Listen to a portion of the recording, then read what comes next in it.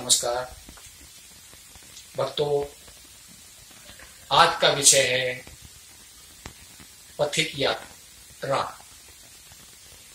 पथिक यात्रा, पथिक माने व्यक्ति को कहा जा सकता है, परंतु यहाँ पथिक का मतलब आत्मा से लगाया गया है। मित्रों, यहाँ जीवात्मा को, उस आत्मा को समझाया गया है, पथिक को उस आत्मा को समझाया गया है जिसे अनेक संत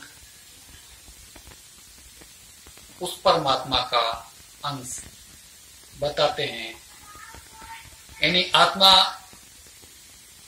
संत बताते हैं आत्मा हमारे शरीर में जब तक बैठी है तब तक ही हम जीवित है, उसके बाद में यह शरीर नश्वर शरीर हो जाता है। तो भक्तों, संत बताते हैं यह अपने कर्मों के कारण अनेक योनियों में, पेड़ पौधों कीट पतंगों की योनि में भटकती हुई तब कहीं ये मनुष्य को जन्म पाती है। संत बताते हैं कि 84 लाख योनि पार करने के बाद उस आत्मा को जीवन जीने की कला आती है। संतों के उपदेशों द्वारा, संतों की सोहबत के द्वारा, संतों के बताए गए संस्कारों के द्वारा। परंतु भक्तों, यह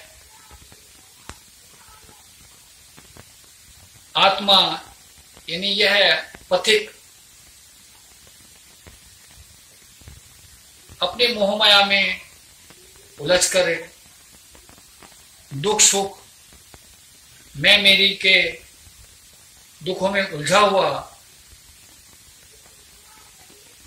गरीबी में ही उलझकर, अमीरी में ही उलझकर वे अपने के सपनों की दुनिया को समझता हुआ और इसी को सत्य मानता हुआ भक्तों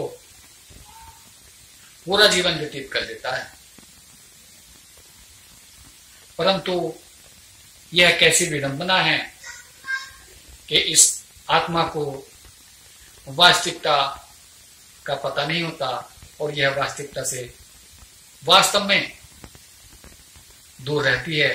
यानी यह व्यक्ति पथिक वास्तविकता से ये दूर रहता है और कोशिश करने के बावजूद भी पथिक की यह यात्रा अधूरी रह जाती है।